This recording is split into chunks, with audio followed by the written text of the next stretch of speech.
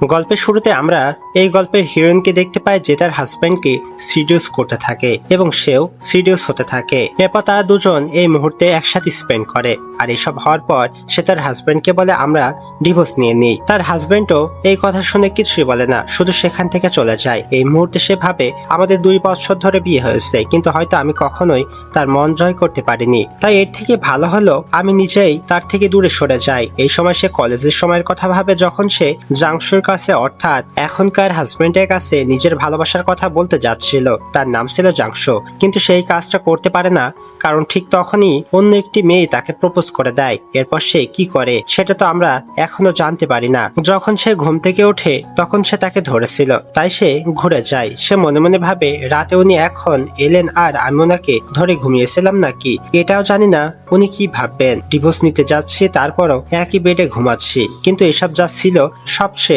নিজেই ভাবছিল। কিছুক্ষণ পর তার হাজবেন্ড রেডি হয়ে আসে, তখন সে জিজ্ঞাসা করে আমরা ডিভোর্স প্রসিডিওরের জন্য কবে যাচ্ছি। উনি বলে আজ আমার কাজ আছে, যার উপরে সে বলে তাহলে কাল। তার উত্তর আসে কাল সিভিল অ্যাফেয়ার্স ভিডিও বন্ধ থাকবে, তাই কাল অথবা পরশু হবে না। এন্ড দেন উনি নিচে বলে গ্র্যান্ডপার বার্থডে, ডিনারে আমাদের বাড়ি যেতে হবে, তাই ভুলে যেও না। এই কথা বলে তিনি চলে যান। আসলে তিনি নিজের গ্র্যান্ডপার কথা বলছিলেন না, আমাদের হিরোইনের গ্র্যান্ডপার কথা বলেছিলেন। এই কারণে তার মনে হয় উনি যাই বলেন না কেন হয়তো সবই নাটক করেন। গ্র্যান্ডপার বার্থডে তারা দুজন সেখানে পৌঁছে যায়, গিফট দেয়। সেখানে তার বোন তার কাছে আসে এবং তাকে বলে তুমি জানো না জিয়াজির মনে কি আছে?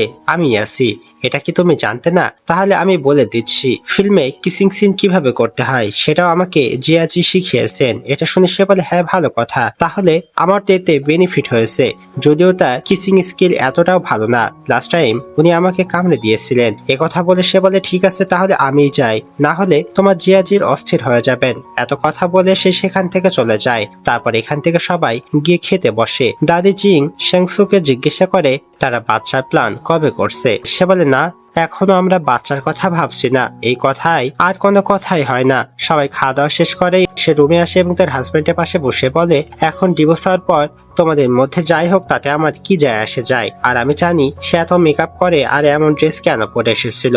এগুলো বলতে বলতে সে তার হাজবেন্ডকে মারতেও থাকে। আর এমনটা ছিল না যে তার হাজবেন্ড কিছুই বুঝতে পারছিল না, কারণ তিনি জ্ঞানী ছিলেন এবং কিছুক্ষণ পর চোখও খোলেন, কিন্তু আবার ঘুমিয়ে পড়েন। এতে সে শিওর হয়ে যায় যে সে যাই বলেছে তার হাজবেন্ড ঘুমাচ্ছেন, তাই কিছুই সে শুনতে পায়নি। কিন্তু তারপর তিনি উঠে বসেন এবং ভাবেন আগে থেকে অনেক আলাদা কেন লাগছে এটা। আর কিছুক্ষণ পর সে ঘুমায় ঠিকই, কিন্তু সাথে এটা ভাবে যে এখন আর কোনো লাইন ক্রস করা যাবে না।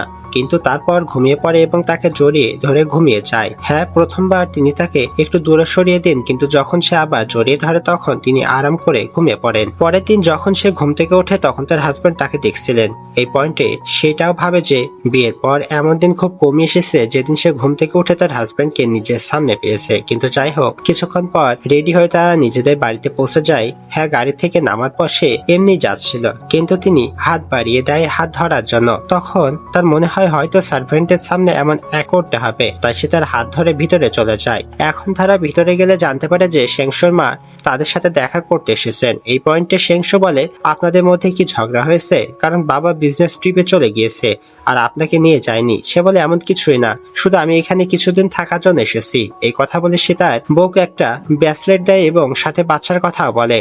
এই কথায় সে কিছুই বলে না, তারা ডিভোর্স নিচ্ছে এমন কিছু তাকে জানাইও না। কিন্তু মনে মনে এতটুকু ছিল যে এই বিষয়টা তাকে আপসেট করবে। তাদের মা ফুল দেখার জন্য যায়, যেটা তিনি কিছুদিন আগে প্ল্যান করে গিয়েছিলেন। তার যার পর সে তার হাজবেন্ডকে বলে যাই হোক না কেন আমার কিছু যায় আসে না, আপনি সোমবার ফ্রি আছেন কিনা, কিন্তু আমার ডিভোর্স চাই। এই পয়েন্টে তিনি বলে অর্থাৎ নিজের ওয়াইফকে শুধু একটা কথাই জিজ্ঞাসা করে তুমি কি সত্যি এই বিয়েটা ভাঙতে চাও? সে বলে হ্যাঁ, সিভিল অ্যাফেয়ার্স এ ভিডিও মিলতে হবে। তো এখন এখান থেকে সিন শিফট হয়। সোমবার এসেও যায় এবং তারা দুজন ডিভোর্স নেওয়ার জন্য পৌঁছে যায়। সেখানে তাদের জিজ্ঞাসা করা হয় তোমাদের মধ্যে একসাথে থাকার কোনো আশা আছে কিনা। তখন লিন বলে না, এমন কিছুই নেই, আমরা ডিসকাস করে ফেলেছি, কিন্তু তারপরও কুলিং অফ পিরিয়ড তো 30 দিনে থাকবেই, তাই 30 দিন পর্যন্ত তাদের একসাথে থাকতে হবে। এরপর তারা ডিভোর্স নিতে পারবে। আর কুলিং অফ পিরিয়ড শেষ হওয়ার 3 দিন পরেও যদি কেউ ডিভোর্স সার্টিফিকেট নিতে না আসে তাহলে ধরে নেওয়া হবে যে তারা ডিভোর্স নিতে চায় না। এই কথা হওয়ার পর তিনি সব ডকুমেন্টস এবং নিজের ওয়াইফকে নিয়ে সেখান থেকে চলে যায়। বাইরে গিয়ে তিনি তাকে জিজ্ঞাসা করে ডিভোর্স নেওয়ার জন্য তুমি ড্রেস কেন চেঞ্জ করলে? সে বলে জীবনে নতুন শুরু হচ্ছে, তাই কাপড় বদলাতে সমস্যা কোথায়। এই পয়েন্টে তিনি আর কিছুই বলেন না। সে রিসিট চাই, তিনি দিয়ে দেন। দেন তিনি বলে আজ আমার 11টায় ফ্লাইট আছে, তাই আমি ফ্রাইডে পর্যন্ত আসবো। ততদিন তুমি নিজের খেয়াল রাখো, তোমার পিরিয়ডের টাইম আসছে, তাই আইসক্রিম অ্যাভয়েড করবে। তার এই কথা শুনে সে মনে মনে ভাবে এখনো তো আমার পিরিয়ড হতে 7 দিন বাকি আছে। এদিকে তিনি ততক্ষণ তাকে বলতেই থাকে, সাথে সাথে জিজ্ঞাসা করে শুনছো নাকি? সে বলে আমাদের ডিভোর্স হতে চলেছে, তাই এত চিন্তা করার কোনো দরকার নেই। এই কথা বলে সে সেখান থেকে চলে যায়। রাতে বাইরে তার এক বন্ধুর সাথে পৌঁছায়। তার বন্ধু ছিল তার ননদ, অর্থাৎ তার হাজবেন্ডের বোন। এদিকে হাউসকিপার জ্যাংশুকে জানিয়ে দেয় যে লিন তার ফ্রেন্ডের সাথে বাইরে গিয়েছে। সে বলেছিল আসতে একটু লেট হবে, এখন রাত অনেক হয়ে গিয়েছে। তাই তিনি তাকে কল করতে থাকে, কিন্তু সে তো ফোনই ধরছিল না। সেদিকে ড্রিঙ্ক করতে ব্যস্ত এবং ড্রিঙ্ক করতে করতে একরকম ঘুমিয়ে পড়ে। তখন তার ফ্রেন্ড তার ফোন দেখে, সেখানে এতগুলো কল এসেছিল। সে তাকে উঠাতে থাকে, কিন্তু ততক্ষণে শেংশু সেখানে পৌঁছে যায় এবং তাদের দুজনকে নিয়ে বাড়িতে আসে। এখন তাকে বাড়িতে এনে শুয়ে দেয়, তাকে কিছু জিজ্ঞাসা করতে থাকে। তখন সে বলে আমি আমার এক্স হাজবেন্ডের আওয়াজ কেন শুনতে পাচ্ছি।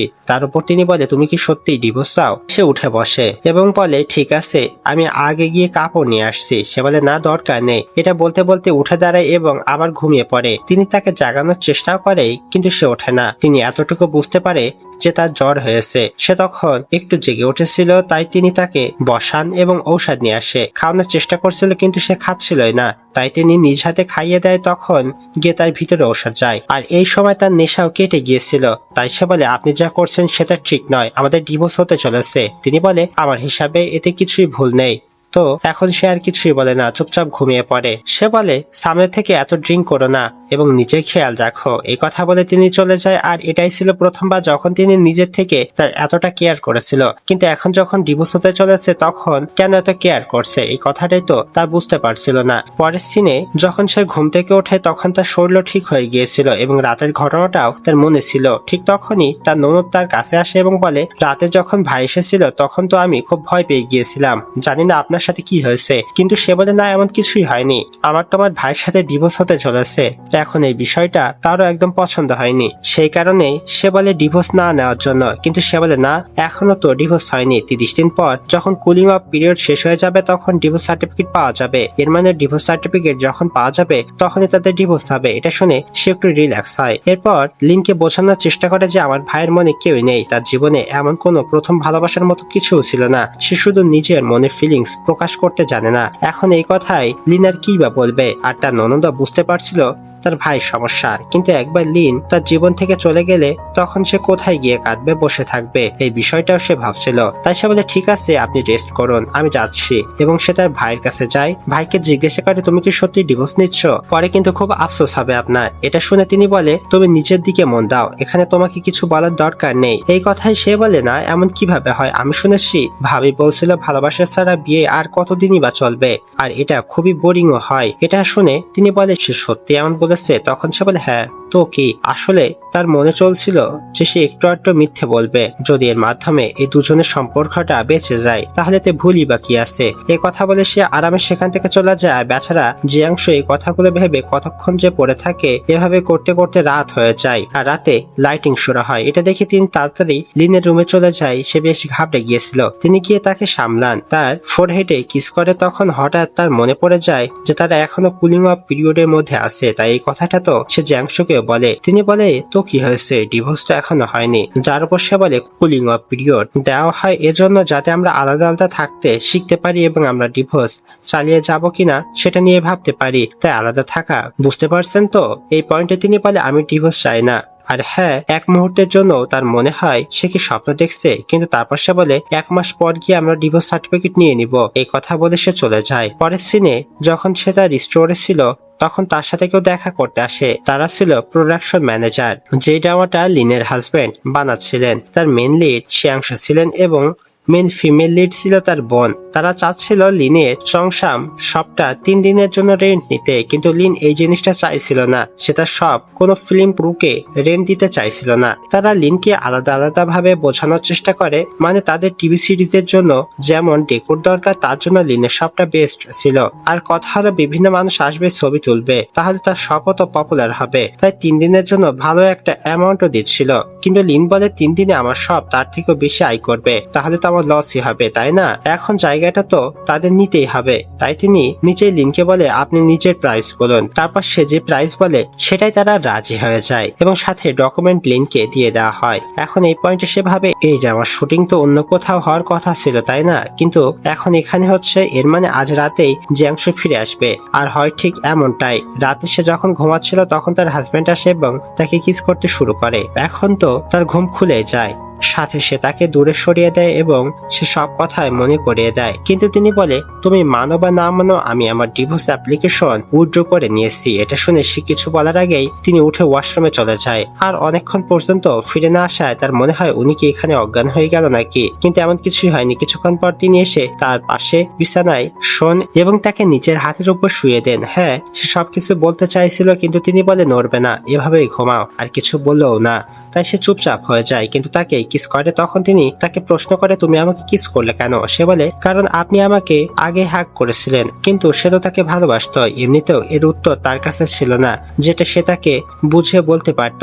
তাই সে আবার ঘুমিয়ে পড়ে। পরের সিনে যখন তারা দুজন শুটিং এ ছিল তখন সেও তার শপে আসে আর তিনি শুধু তাকেই দেখতে থাকে। এটা দেখে লিনের বোনের খুব বেশি রাগ হয় কারণ জিয়াংশু লিনের দিকেই তাকাচ্ছিল। কিন্তু যাই হোক, এদিকে লিন গিয়ে নিজের চংসাম বানাতে শুরু করে। তখন তিনি তার জন্য লাঞ্চ নিয়ে আসে, অর্থাৎ তিনি নিজেও খাবেন না, তা একসাথে খাওয়ার জন্য বলে। কিন্তু সে বলে না, আমাকে ঘুমাতে হবে। তখন তিনি বলে ঠিক আছে তাহলে একসাথে ঘুমায়। এখন এই সময় তিনি আবার তাকে কিস করতে শুরু করে কিন্তু সে তাকে থামিয়ে দেয়। সে বলে ভালোবাসা ছাড়া বিয়ে বেশি দিন টেকে না। তিনি বলে আমাদের মধ্যে তো সবকিছু ঠিকঠাকই চলছে তাই না, তাহলে হঠাৎ ডিভোর্স কেন? যার উপর সে বলে আমাদের বিয়েটা তো একটা ভুলই ছিল তাই না, সেদিন যদি এমন কিছু না হতো তাহলে তুমি কি তাকে বিয়ে করতে? এটা বলতে বলতে সে তাকে পিছনে সরাতে থাকে।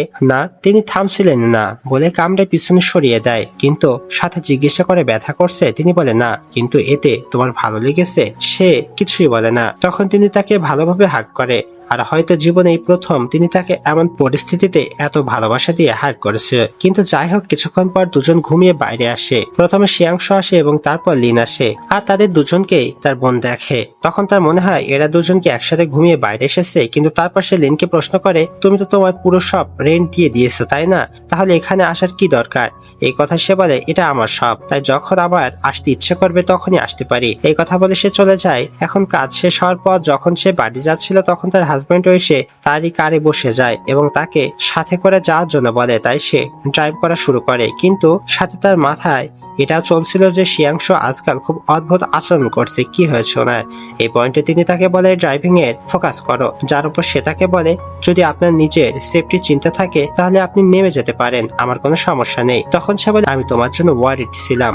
তখন এখান থেকে আবার সিন শিফট হয় শুটিং এ। সে ভিতরে যায় এবং ভাবে তার পিরিয়ডস ডিলে হয়ে গিয়েছে, কিন্তু এমন তো কখনো হয় না। এখন যাই হোক, এসব ভাবতে ভাবতে সে বাইরে আসে। তখন দেখে তার হাজবেন্ড সেখানে বসে আছে। সে জিজ্ঞাসা করে আজ তোমার কোনো কাজ নেই? তিনি বলে না, আজ কিছু শুট করার ছিল না, তাই কাজের পর আমি এখানে থেকে গিয়েছিলাম যাতে তোমার কাজ একবার শেষ হয়ে গেলে আমরা একসাথে বাড়ি যেতে পারি। তার এই কথা শুনে সে ভাবে আমি কি প্রেগনেন্ট হতে পারি, কিন্তু না, হতে পারে না। সব এরপর সে ভাবতে থাকে। সে বলে কিছু বলতে চান? তিনি বলে কি ব্যাপারে? কন্ট্রাক্ট টার্মিনেট করার ব্যাপারে? তিনি বলে তোমার ডিসিশন নিয়ে আমার কোনো সমস্যা নেই। সে বলে ঠিক আছে, আমার থেকে ডিস্টেন্স মেনটেন করে রাখুন, কিছুদিন পর আমি ডিভোর্স সার্টিফিকেট নিয়ে আসবো। এই কথায় তিনি তাকে কিস করতে শুরু করে। তিনি বলে আজকের পর তুমি আর কখনো ডিভোর্সের নাম নিবে না, এটাই শেষবার ছিল। সে বলে আমি তোমার বিরুদ্ধে লসুট ফাইল করব। এই কথা তিনি বলে যতক্ষণ না আমি তোমাকে ছেড়ে দিব ততক্ষণ তুমি জিততে পারবে না, তাই ভালো করে ভেবে নাও। এই কথা বলে তিনি চলে যায়। পরের দিন যখন তিনি ব্রেকফাস্ট করতে আসেন তখন জানতে পারে যে তার ওয়াইফ এখনো নিচে আসেনি, সে এখনো ঘুমাচ্ছে এবং এমনটা কয়েকদিন ধরে চলছে। তা এখন তিনি উপরে যান, গিয়ে দেখেন সেও ঘুমাচ্ছে, কিন্তু এমন না যে সে খুব গভীর ঘুমেছিল, সে জেগেই ছিল। তাই তিনি তাকে জিজ্ঞাসা করে ভালো লাগছে না?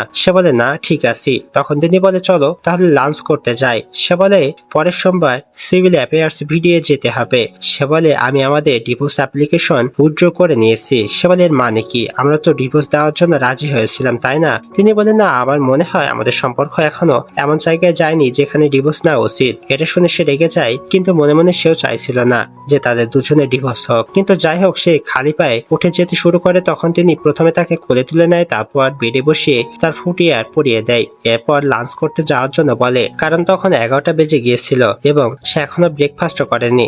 তখন দুজন নিচে পৌঁছায় এবং সেখানে গিয়ে তার বমি বমি লাগতে শুরু করে। এই জিনিসটা তার হাজবেন্ড দেখে বলে, এটা তো প্রেগনেন্সি মনে হচ্ছে, কিন্তু সে তো মানতে প্রস্তুত ছিল না যে সে প্রেগনেন্ট। তার হিসেবে হয়তো তার পেটে কোনো সমস্যা হয়েছে, কিন্তু তার হাজবেন্ড বলে হসপিটালে চলো। এ ব্যাপারে সে যেতে চাইছিল না। তখন তার হাজবেন্ড বলে, ঠিক আছে, যদি তোমার পেটে কোনো সমস্যা হয়েও থাকে তাহলেও তো হসপিটালে যেতে হবে, তাই না? তখন তাকে হসপিটালে নিয়ে যায়। সে তাকে সরাসরি গাইনোকোলজিস্টের কাছে নিয়ে যাচ্ছিল। হ্যাঁ, সে যেতে চাইছিল না, কিন্তু তিনি বলে, লাস্ট মান্থেও তোমার পিরিয়ডস হয়নি, তাই তোমাকে যেতে হবে।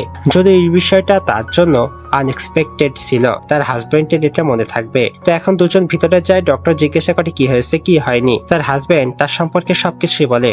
ডক্টরের মনে হয় প্রেগনেন্সি হতে পারে। তারপর তাকে ব্লাড টেস্ট করাতে বলে এবং সাথে এটাও বলে প্রেগনেন্সিতে কি কি হয় আর কি কি হয় না। কিছুক্ষণ পর রিপোর্টে চলে আসে আর হ্যাঁ, সে প্রেগনেন্ট ছিল।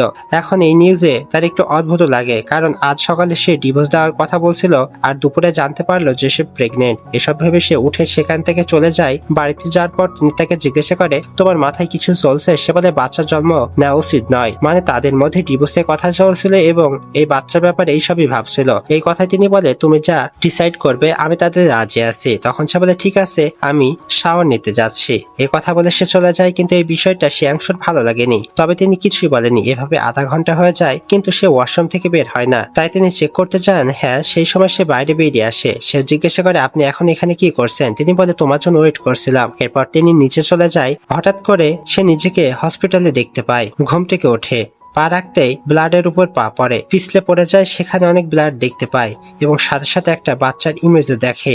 এটা দেখে খুব ভয় পেয়ে যায়। তখন জানা যায় এটা তার স্বপ্ন ছিল। তার চিৎকারে তার হাজবেন্ডেরও ঘুম ভেঙে যায়। সে বলে যে সে স্বপ্ন দেখছে, তার মিসক্যারেজ হয়ে গিয়েছে আর এই কারণে সে অনেক ভয় পেয়ে গিয়েছিল, খুব ঘাবড়ে যাচ্ছিল, অনেক কাঁদছিল। এই সময় তার হাজবেন্ড তাকে শান্ত করে, তাকে বোঝায় যে তোমার বাচ্চা এখনো তোমার কাছে আছে, ওর কিছুই হয়নি। এই সময় সে বলে, আমি ভেবে নিয়েছি আমি এই বাচ্চাটাকে জন্ম দিব। এটা শুনে তারও ভালো লাগে। সে বলে, প্লিজ একটু আমাকে ধরে রাখবেন, আমার এইভাবেই ঘুমাতে ইচ্ছে করছে। এই কথায় সে বলে, আমি তোমার সাথে আছি। এরপর তাকে আরাম করে ধরে রাখে। রাতে সে ঘুমাতে পারে আর সে এভাবেই সারা রাত ঘুমায়। পরের দিন যখন তার ঘুম ভাঙে তখন তার হাজবেন্ড নিজের জিনিসপত্র গুছাচ্ছিলেন, মানে তিনি আবার নিজের কাছে ফিরে যাচ্ছিলেন। সাথে তাকে বলে, নিচে খেয়াল রেখো, যা খেতে ইচ্ছে করে খেয়ে নিও। এসব বলতে বলতে তিনি বের হতে থাকেন। তবে হ্যাঁ, যাওয়ার আগে তাকে হাগ করে অবশ্যই যান। এখন রাতে সে একটা বার্থডেতে যায়, তার কাজিনের হতে যাওয়া হাজবেন্ডের। সে তার ননদের সাথে সেখানে গিয়েছিল। তার কাজিন তাকে দেখে বুঝে যায় যে সে প্রেগনেন্ট, কারণ সে মেডিকেল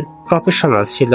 আর এই সময় তার ননদ জানতে পারে যে হ্যাঁ, সে প্রেগনেন্ট। তখন সে তার ভাবির কাছে একটু অভিযোগ করে যে এই কথাটা আপনি আমাকে আগে কেন বলেননি আর বাড়িতেও কাউকে জানাননি, তাই না? আমি কতটা চিন্তায় ছিলাম যে আপনাদের ডিভোর্স হতে চলেছে। সে বলে, না, সবাইকে জানানোটা সেফ মনে করিনি। একবার সবকিছু ঠিক হয়ে গেলে আমি সবাইকে জানিয়ে দিব। এইসব কথাই তারা বলছিল। এদিকে তার হাজবেন্ডও ফিরে আসছিল। তিনি তখন রাস্তায় ছিলেন। তখন তিনি আন্ট শ্যাংকে কল করে তার সম্পর্কে জিজ্ঞাসা করে, মানে সে বাড়িতে ফিরেছে কিনা। তার উপরে আন্ট জানায় যে তার ফ্রেন্ডের বার্থডে গিয়েছে, এখনো ফিরে আসেনি, আর কোথাও গিয়েছে সেটাও তিনি তাকে বলে দেন। তাই তিনিও সেই বাড়ি পৌঁছে যান। গিয়ে তাকে বলে, টাইম দেখেছো তুমি? কত বাজছে এখন? সে বলে, হ্যাঁ, আমি টাইম দেখেছি। এটার পর তার বোন দাঁড়িয়ে যায় এবং বলে, অনেক লেট হয়ে যাচ্ছে, তাই আমরা বের হচ্ছি। এই কথা বলে তাড়াতাড়ি নিজের ভাবিকে নিয়ে সেখান থেকে বেরিয়ে যায়। বাইরে যাওয়ার পর সে তার ভাবির হাত ধরে তার ভাইয়ের হাতে ধরে দেয়, কিন্তু তিনি বলে, তুমিও কারে বসো, তুমি কোথায় যাচ্ছ?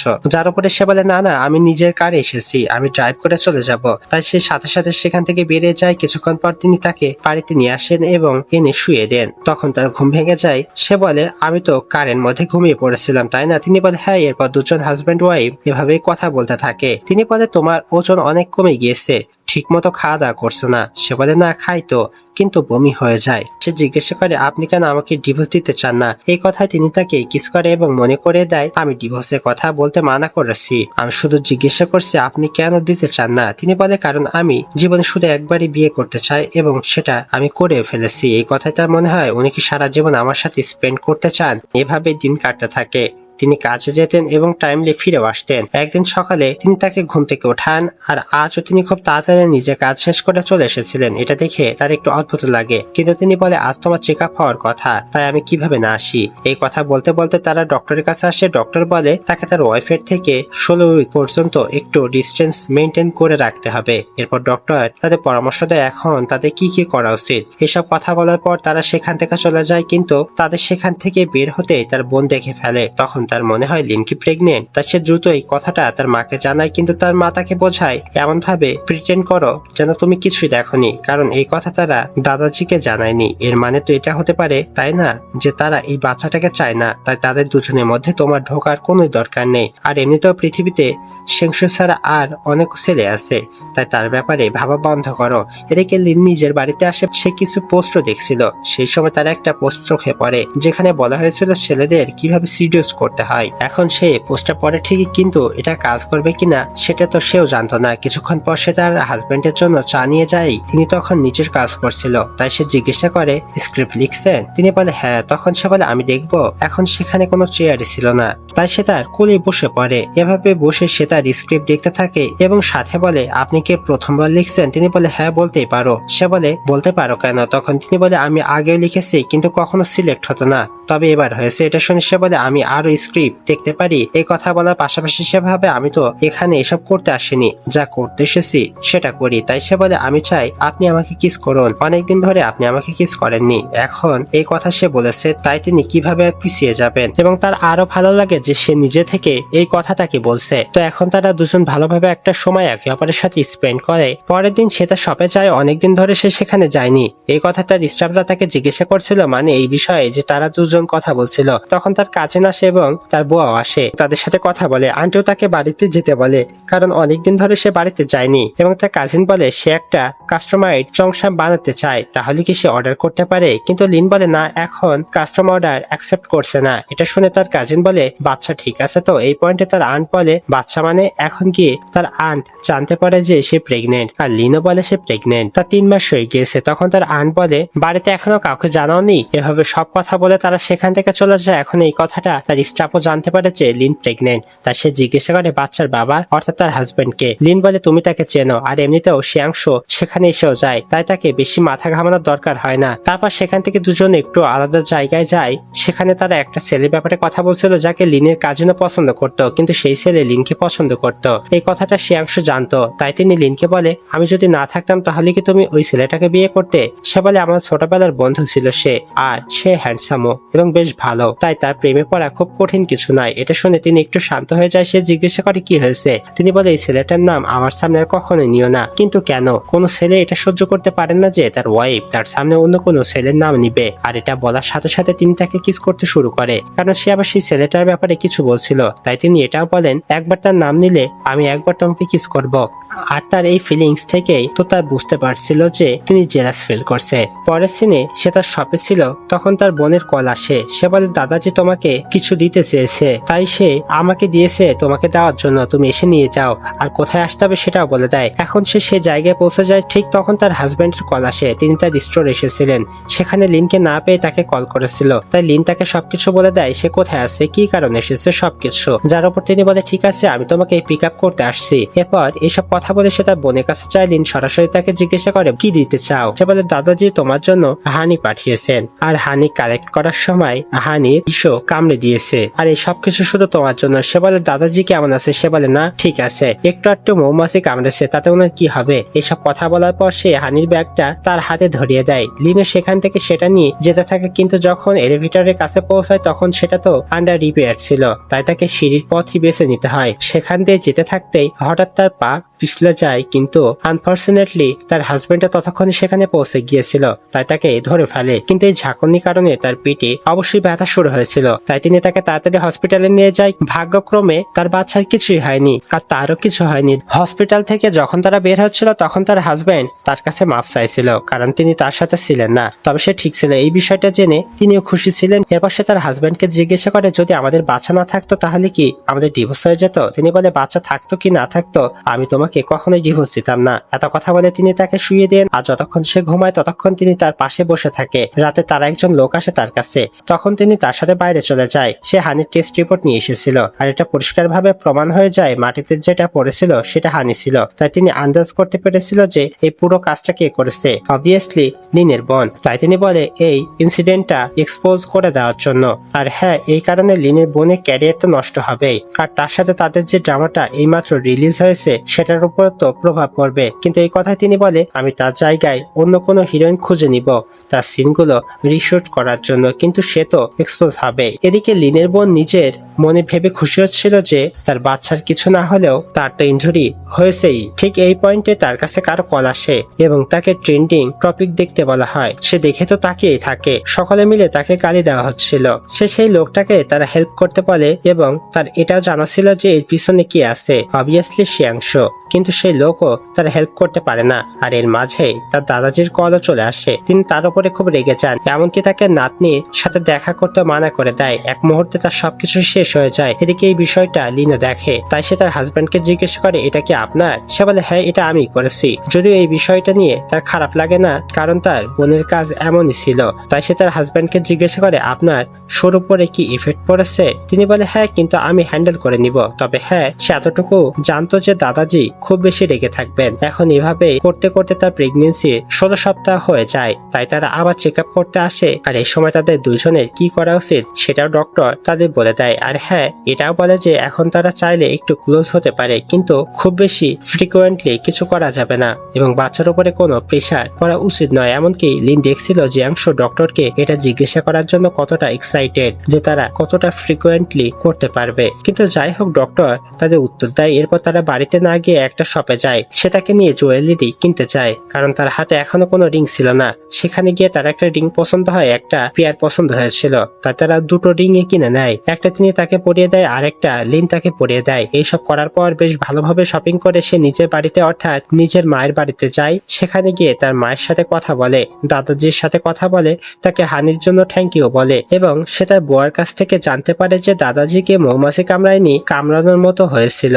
তখন সে এটা বুঝতে পারে যে তার বোন তার সাথে মিথ্যে বলেছিল, কিন্তু এই ব্যাপারে সে কোনো কথাই বলে না। আর সে সবাইকে এটা অবশ্যই জানিয়ে দেয় যে সে প্রেগনেন্ট। এটা শুনে তার মা দাদাজি অনেক খুশি হয়, আর এই খুশিতে তারা শ্যাংশুকেও ড্রিঙ্ক করতে বলে, তাই তিনিও ড্রিঙ্ক করে। এরপর সে আবার তাকে এনে তার বেডে শুয়ে দেয় আর ভাবতে থাকে এই সময়টা আবার রিপিট হচ্ছে, কিন্তু ব্যাপারটা একটু আলাদা। সেই সময় সে তার কাছ থেকে ডিভোর্স নিতে চাইছিল, কিন্তু এখন সে তার সাথে অ্যাফেয়ার রাখতে চায়। মানে এখন সে তার নিজের সম্পর্ক ভালো রাখতে চায়। এসব ভাবতে ভাবতে সে তাকে কিস করে, আর এবার তিনি আর ঘুমানোর অভিনয় করে না, তিনিও তাকে কিস করে এবং এটাও সে বুঝতে পারে। কিন্তু তিনি বলে আমি আগে শাওয়ার নিয়ে আসি, হতে পারে আমার স্মেল থেকে তোমার বাচ্চার কোনো সমস্যা হবে। তাই তিনি শাওয়ার নিতে যায়, তারপর কাপড় পরে বেরিয়ে আসে। সেটা দেখে তার হাসি পেয়ে যায়। সে বলে আমি আমার ভাইয়ের কাপড় নিয়ে আসছি, দেখি তার কাছে তোমার পরার মতো কিছু আছে কিনা। তিনি বলে না, কোনো দরকার নেই, এটা তাড়াতাড়ি শুকিয়ে যাবে। এই কথা বলে তিনি তাকে কিস করতে শুরু করে। এই সময় সে তাকে জিজ্ঞাসা করে আগে তো এমন ছিলেন না, এখন কি হয়েছে? হ্যাঁ, তিনি উত্তর দিতেই যাচ্ছিলেন, কিন্তু তার আগেই কেটে তার মা চলে আসে। সে গিয়ে গেট খোলে, তার মা তার হাজবেন্ডের জন্য কাপড় নিয়ে এসেছিল, আর সাথে তার ঠোঁটও খেয়াল করে যেটা পুরো লাল হয়ে আছে। মা তাকে বোঝাতে থাকে যে প্রেগনেন্সির 4 মাস হয়ে গিয়েছে, একটু ডিস্টেন্স মেনটেন করে রাখো। কিন্তু সাথে এটা বুঝছিল যে এই সময় এমন ইচ্ছে হয়, তাই যদি সে টলারেট করতে থাকে তাহলে সেটার জন্য ভালো হবে। পরের সিনে যখন তিনি উঠে গিয়েছিল তখন তিনি তার ওয়াইফের ছবি দেখছিল। ঠিক তখনই তার ডায়েরি পড়ে যায়, তাই তিনি সেই ডায়েরি পড়তে শুরু করে। সেখানে লেখা ছিল অক্টোবর 6, 2017। এটা 6ষ্ঠ দিন যেদিন আমি জিয়াংকে দেখিনি, কারণ সেদিন ন্যাশনাল হলিডে ছিল। অক্টোবর 16, 2017। আমি শুনেছিলাম জিয়াংশো প্লেগ্রাউন্ডে বাস্কেটবল খেলতে যাচ্ছে, তাকে দেখতে অনেক মানুষ সেখানে পৌঁছে গিয়েছিল। এই সমস্ত কিছু পরে সে বুঝতে পারে লিন তাকে অনেক বছর ধরে পছন্দ করে। তাই কিছুক্ষণ পর তিনি লিনের জন্য একটা বুকে নিয়ে যায়। এটা দেখে তার মা বলে বাইরে বুকে নিয়ে গিয়ে ওকে দাও। তখন তারা দুজন হাঁটতে বের হয়। এদিকে শ্যাংশু তার ওয়াইফকে নিয়ে হাঁটতে যাওয়ার জন্য বলে, কিন্তু সেই ছেলেটা বলে আমরা সবাই একসাথে যাই না। তিনি বলে না না, ভালো দেখাবে না, তাই না? যদি আমি আমার ওয়াইফকে কিস করতে ইচ্ছা করে তাহলে তোমাদের জন্য একটু এম্বারেসিং হয়ে যাবে। হ্যাঁ, এই কথায় লিন তাকে চিমটি কাটে, কিন্তু তারপর তার কাজিনী বলে আপনারা যান, কোনো সমস্যা নেই। এদিকে তারা দুজন আলাদা হয়ে গিয়ে কিছুক্ষণ কথা বলে আর একে অপরকে কিসও করে। এমনকি তাদের সম্পর্ক আগে থেকে অনেক ভালো হয়ে গিয়েছিল। এখন এভাবেই রাতে সে বসেছিল, ঠিক তখন তার হাজবেন্ডের একটা মেসেজ আসে। তিনি বলে তাকে কন্ট্যাক্টের ব্যাপারে অন্য পার্টির সাথে ডিসকাস করতে হবে, তাই বাড়ি ফিরতে অনেক লেট হয়ে যাবে। তো লিন সময় মতো ঘুমিয়ে পড়ে। এখন এই মেসেজ দেখে তার ভালো লাগে না যে সে তার সময়ের ব্যাপারে জানিয়ে দিয়েছে যাতে লিন বেশি না ভাবে। এদিকে লিন জানতে পারে যে তার হাজবেন্ড সং এর সঙ্গে দেখা করতে গিয়েছিল, কারণ তাদের ছবি ইতিমধ্যে অনলাইনে পোস্ট করা হয়ে গিয়েছে। ডেফিনেটলি এই বিষয়টা তার ভালো লাগে না, কিন্তু নিজের মনে ভাবে সে তো জাংশুর উপরে বিশ্বাস করে।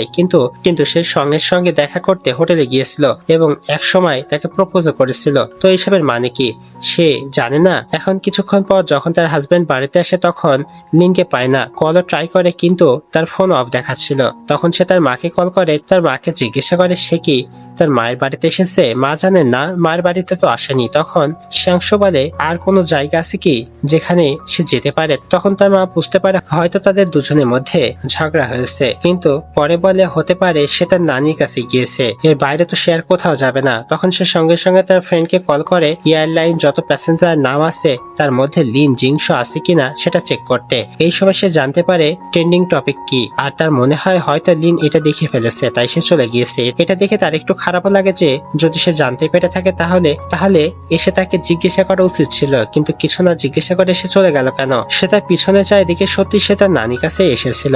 নানির সঙ্গে এভাবে কথা বলে সে রাতে ঘুমাতে চায়, কিন্তু তার মনে হয় সে তো নিজের ফোন অফ করে রেখেছে। জাংশু তাকে বাড়িতে দেখতে না পেয়ে হয়তো চিন্তিত হয়েছে, হয়তো তাকে খুঁজতে এখানে আসবে। এসব ভাবতে ভাবতে সে ঘুমিয়ে পড়ে। পরের দিন সকালে যখন নানি গেট খোলে তখন দেখা যায় জাংশু সেখানে দাঁড়িয়ে আছে। নানিমা জিজ্ঞাসা করে সেখানে কি করছে। সে বলে সে লিনকে খুঁজতে এসেছে। তখন নানিমা বলে সে হয়তো উঠে গিয়েছে, চলো ভিতরে চলো। কিন্তু ভিতরে আসার পর লিনের রিয়াকশন দেখে নানিমা বুঝে যায় তাদের দুজনের মধ্যে ঝগড়া হয়েছে। তাই সে জাংশুকে বলে তুমি চলে যেতে পারো, লিন তোমার সঙ্গে কথা বলতে চায় না। এই বলতে বলতে সে ঝাড়ু তুলে নেয়, তাকে তাড়া করে, কিন্তু লিন তাকে থামায়। তখন সে ইশারা করে ভিতরে যাও, তার সঙ্গে কথা বলো। ভিতরে গিয়ে সে লিনকে ধরে ফেলে, তাকে জিজ্ঞাসা করে তুমি এখানে চলে এলে কেন, প্লিজ বলো। সে কিছুই বলে না। সে বলে আমি শুধু কোঅপারেশনের ব্যাপারে কথা বলতে গিয়েছিলাম, তুমি আমাদের ছবি দেখেছো তাই না। এই পয়েন্টে লিন বলে আমাদের ডিভোর্স নিয়ে নেওয়া উচিত। এটা শুনে সে খুব রেগে যায়। সে তো তাকে কিস করতে শুরু করে দেয়, কারণ সে বলেছিল না ডিভোর্সের কথা বলে সে তাকে কিস করবে, তাই সে সেটাই করে। তারপর তাকে বোঝায় অন্তত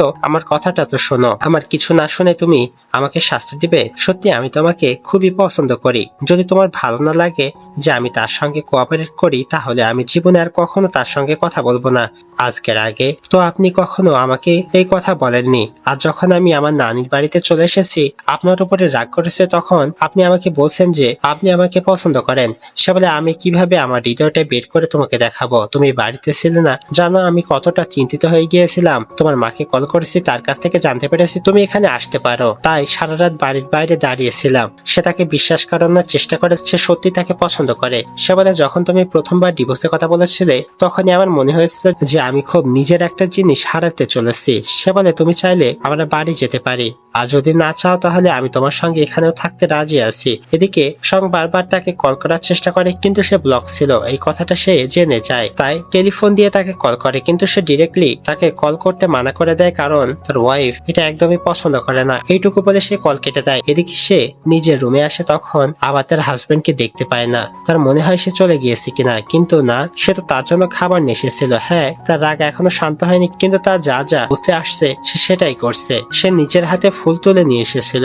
এই কাজ করতে গিয়ে তার হাতেও চোট লেগেছিল, কিন্তু প্রথমে সে তাকে কিস করে, এরপর সে তার হাত দেখে, ব্যান্ডেজ লাগিয়ে দেওয়ার কথা বলে। আর সে বলে আমাদের সম্পর্ক নর্মাল কবে হবে, আমি তোমাকে হাগ করতে চাই, কিস করতে চাই, তোমার হাত ধরে ঘুমাতে চাই। কথা বলে সে তাকে কোলে বসায়। তাকে বলে যে সে তাকে খুব মিস করছে, আর সঙ্গে এটাও বলে যে সে জানে তার ওয়াইফ তাকে অনেক বছর ধরে পছন্দ করে। তার এই কথা থেকে লিন বুঝতে পারে যে সে তার ডায়েরি পড়েছে। এরপর সে তাকে বলে যখন সং আমাকে প্রপোজ করেছিল তখন আমি তাকে না করে দিয়েছিলাম, কারণ আমার এমন মেয়েদের একদমই পছন্দ হয় না যারা আমার থেকে 1 সেকেন্ডেরও বড়। আর তুমি জানো আমার কাকে পছন্দ, আমার থেকে 4 মাস ছোট একটা মেয়েকে, যার নাম লিন জিনশু। আমার ছোটবেলার বন্ধু, যে ছোটবেলায় সবসময় স্কুলের পর আমার সঙ্গে খেলতে আসতো। এই কথা বলতে বলতে লিন তাকে কিস করে, অর্থাৎ সে তার উপরে বিশ্বাস তো করেই, কিন্তু তখনই তাকে জিজ্ঞেস করে যদি ওই ইনসিডেন্টটা না হতো তাহলে তুমি আমাকে বিয়ে করতে। সে বলে যদি তুমি আমাকে পার্শ্ব করতে তাহলে অবশ্যই করতাম। সে বলে আর যদি আমি না করতাম, সে বলে তাহলে আমি তোমাকে পার্শ্ব করতাম, কিন্তু আমাদের বিয়ে হতোই। সে বলে আপনি আমাকে কখনো বলেননি কেন আপনি আমাকে পছন্দ করে। সে বলে মাফ করে দাও, আমার ভুল ছিল। এইসব কথা বলার পর রাতে সে তাকে নিয়ে আসে। সে ফায়ারফ্লাইস এর ব্যবস্থা করে রেখেছিল তাকে সারপ্রাইজ দেওয়ার জন্য, আর এই সারপ্রাইজটা তার ভালো লাগে। এরপরে সে তাকে একটা রেস্টুরেন্টে নিয়ে আসে এবং সেখানে সং উপস্থিত ছিল। সে তাদের দুজনকে একসঙ্গে দেখে সে তো রাগ অবশ্যই করে, কিন্তু আপাতত সে কিছুই বলে না। সে যাদের সঙ্গে এসেছিল তাদের সঙ্গে খাবার খায় এবং এরপর রেস্টরুমে যায়। কিছুক্ষণ পর লিনও সেখানে আসে। তাকে দেখে সং বলতে শুরু করে, যখন তুমি আমাদের দুজনের ছবি দেখেছিলে তখন তোমার খুব রাগ হয়েছিল তাই না? তুমি সবকিছু ছেড়ে চলে গিয়েছিলে, আর এখন তুমি চাও যে এই জাং তোমার পিছনে ঘুরুক। প্রেগনেন্ট হয় খুব বেশি সুবিধা নিচ্ছ না তুমি? এভাবে বলতে বলতে সে বলে, তোমার কি মনে হয় সে তোমাকে ভালোবাসে? সে বলে, হ্যাঁ সে আমাকে খুব ভালোবাসে, আর এটা হচ্ছে সেই ডায়মন্ড রিং যেটা সে বিশেষ করে আমার জন্য কিনেছে এবং আমাকে পরিয়েও দিয়েছে। তুমি অন্যের হাজবেন্ডের পিছনে অনেকদিন ধরেই ঘুরেছো, এখন তুমি নিজের দিকে মন দাও। আর এসব করতে করতে তুমি ব্ল্যাক লিস্টেড হয়ে গিয়েছো। আর একসময় সে আমাকে বলেছিল তার এমন মেয়েদের একদমই পছন্দ নয় যারা তার থেকে 1 সেকেন্ডেরও বড়। এইসব কথা বলে সে আবার নিজের হাজবেন্ডের কাছে ফিরে যায়, কিন্তু তার হাব ভাব দেখে হাজবেন্ড বুঝে যায় যে রেস্টরুমে কিছু একটা হয়েছে। আর সে শংকে রেস্টরুমে যেতেও দেখেছিল, তাই তারও জানা ছিল যে এই দুজনের মধ্যে নিশ্চয়ই কিছু একটা কথা হয়েছে।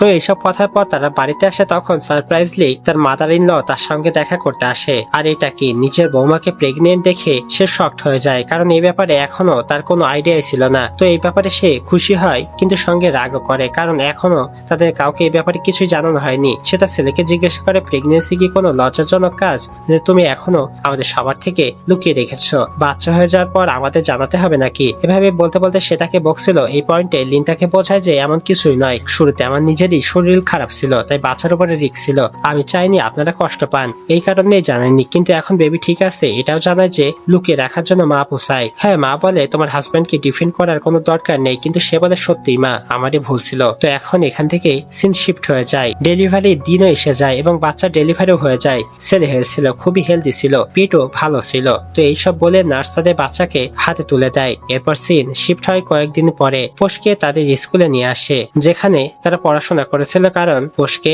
স্কুলের সময় থেকেই এডিট করতে চায়। এখন এই কথা বলে তারা একে অপরকে কিস করে এবং নিজেদের ফিলিংসে একে অপরকে জানায় যে তারা একে অপরকে কতটা ভালোবাসে। আর এই সঙ্গে এই গল্পটা এখানে শেষ হয়ে যায়। তো বন্ধুরা, কেমন লাগলো আমাদের আজকের ড্রামাটি অবশ্যই কমেন্টে জানাতে ভুলবেন না। ভিডিওটি ভালো লাগলে লাইক কমেন্ট সাবস্ক্রাইব করুন। দেখা হবে ভিন্ন কোনো সময় ভিন্ন কোনো নতুন ড্রামা নিয়ে। ততক্ষণের জন্য সকলেই ভালো থাকবেন।